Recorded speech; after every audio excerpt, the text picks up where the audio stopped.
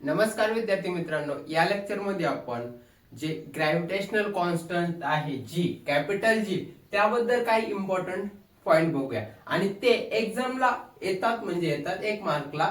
Okay चला, हे खूप इम्पॉर्टंट लेक्चर आहे, सो लक्ष देऊन ऐका. आपण न्यूटन्स लॉ ऑफ ग्रॅव्हिटेशन मध्ये सर्व बघितलं होतं, डेफिनेशन वगैरे, आणि त्यावरून हा फॉर्म्युला डिराईव्ह केला होता. F equal to G capital G M1 M2 upon D square. यामध्ये M1 mass of first object होतं, M2 mass of second object, D distance between two object, F gravitational force between two object, आणि हा G आहे, हा G होता आपला gravitational constant. याच बद्दल आपल्याला माहिती पाहिजे आहे या व्हिडिओमध्ये, कारण की हे फॉर्म्युला जेव्हा आपण न्यूमेरिकल मध्ये यूज करू त्याचं खूप महत्व असतं आणि तो 1 मार्कला क्वेश्चन येऊ शकतो. जसं की फर्स्ट काय, what is the value of G, म्हणजे ह्या जी ची व्हॅल्यू काय आहे बघा. M1 M2 आणि D F हे आपल्याला सगळं भेटून जाईल, कारण की मास ऑफ फर्स्ट बॉडी काय, सेकंड, आणि डिस्टन्स काय. पण हे जी आहे ना, ग्रॅव्हिटेशनल युनिव्हर्सल कॉन्स्टंट आहे. कॉन्स्टंट म्हणजे त्याची काहीतरी व्हॅल्यू असणार. ती व्हॅल्यू काय आहे बघा, 6.673 इंटू 10⁻11 आणि हे Newton metre square per KG square हे त्याचं युनिट आहे. ओके चला, आता व्हॉट इज एसआय युनिट हे बघितलं आपण. Newton metre square per KG square हे ग्रॅव्हिटेशनल कॉन्स्टंटचं युनिट आहे. पण कसं आलं ते 2 मिनिटात बघून घेऊ, जास्त काही नाही. हे बघा, फोर्सचं युनिट काय असतं, न्यूटन. फोर्सचं युनिट काय आहे, न्यूटन, हो ना, बरोबर. जी जसं तसं. मासचं युनिट काय असतं, मास कशामध्ये मेजर करतो आपण, किलोग्राम. आणि M1 च एकदा इथं 2 मास आहे म्हणून, आता M1 असो M2 असो, कोणती दोन बॉड्याच आहे ना, त्या बॉडीमध्ये आपण मेजर काय करणार आहे, त्यांचं मास मेजर कशाने करणार आहे, केजी ना.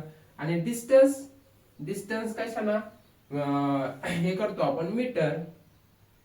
आणि हा काय आहे, डिस्टन्सचा स्क्वेअर म्हणून मीटर स्क्वेअर. मला सांगा आता, जेव्हा कधी आपण हे जी आहे, जी एका साईडला घेऊ आणि हे सगळं एका साईडला आणू, हा बघा M इकडे आला तर न्यूटन मीटर स्क्वेअर, हा भागिले मध्ये इकडे आला गुणिले होईल ना, असं घेतलंय मी डायरेक्ट. आणि हा जो आहे केजी इंटू केजी किती येणार, केजी स्क्वेअर, तो किती येणार, खाली येणार इकडं गुणिले मध्ये हे जी ला, तर खाली इकडं भागिले मध्ये येणार केजी स्क्वेअर. म्हणजेच G equal to newton metre square per यालाच भागिले केजी स्क्वेअर, असं हे झालं त्याचं युनिट.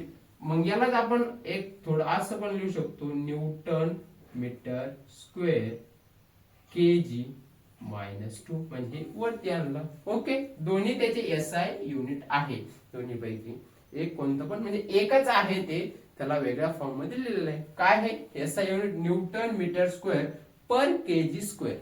ओके, आणि हे जी ग्रॅव्हिटेशनल कॉन्स्टंट आहे, universal gravitational constant, denoted by capital G. कशाना, कॅपिटल जी ने डिनोट करतं. तर ते हे कोणी डिस्कवर करतं, याची व्हॅल्यू कोणी फाइंड केली, व्हॅल्यू जी आहे ना, व्हॅल्यू आपण ही घेतलेली 6.673 इंटू 10⁻11 ही कोणी फाइंड केली, काय, हेनरी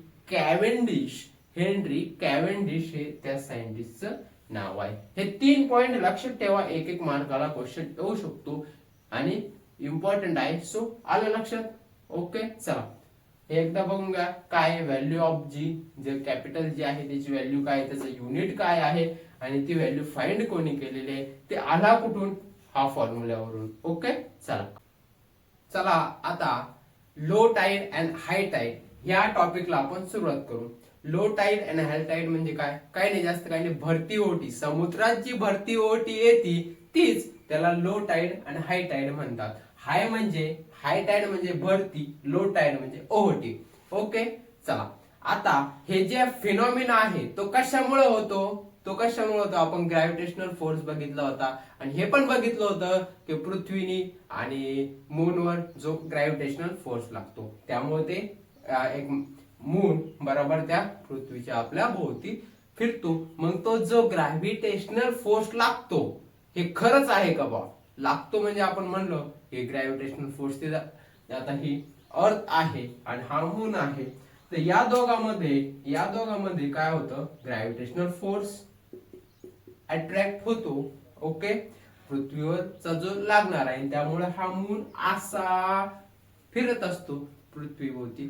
तर मग ह्या जो फेनॉमिना आहे तो खरंच तुम्हाला जर बघायचा असेल, होत असेल, तर त्याचं कारण आहे भरती आणि ओहोटी. जेव्हा कधी ग्रॅव्हिटेशनल फोर्स जास्त असतो, हा जो मूनचा ग्रॅव्हिटेशनल फोर्स जास्त असतो, दोघांचा अट्रॅक्ट होतो बघा, दोन्ही बॉडी एकमेकावर अट्रॅक्ट करते हे बघितलं आपण, तर जेव्हा ते हाय टाइड होतो आणि जेव्हा ग्रॅव्हिटेशनल फोर्स कमी होतो तेव्हा लो टाइड होतो. कळलं का? म्हणजे त्याचं एक्झाम्पल, रिअल लाईफ एक्झाम्पल हे आहे ग्रॅव्हिटेशनल फोर्सचं. पण ह्या टॉपिक मध्ये एवढं काय तुम्हाला डेफिनेशन वगैरे काय विचारलं जात नाही, फक्त काय आहे ही डायग्राम आहे ती लक्षात ठेवा. हा बघा, ही अर्थ, हा मून असा, आणि मूनच्या ज्या समोर आहे तिथं हाय टाइड आणि मूनच्या इकडं जिथं नाही तिथं लो टाइड. ओके, मूनच्या समोरासमोर काय होतं, हाय टाइड, म्हणजे ग्रॅव्हिटेशनल फोर्स जास्त लागतो म्हणून इथं हाय टाइड म्हणजे भरती येते आणि ग्रॅव्हिटेशनल फोर्स लो झाला ओटी येते. ओके, चला याला इथं खाली असं हाय टाइड, एक असं हाय टाइड अँड लो टाइड असं पण लिहून घ्या, लो टाइड. म्हणजे जास्त काही हे नाही याच्यावर इम्पॉर्टंट, फक्त ही डायग्राम इम्पॉर्टंट आहे. एकदा बघून घ्या, पुस्तकात पण दिलेले आहे खाली आपल्या, आणि ही डायग्राम तुम्ही एकदा व्यवस्थित बघा. मून कुठं आहे, अर्थ कुठं आहे, आणि हाय बघा, मूनच्या समोर हाय टाइड, मूनच्या इकडं लो टाइड, एवढंच लक्षात ठेवा. चला, ओके.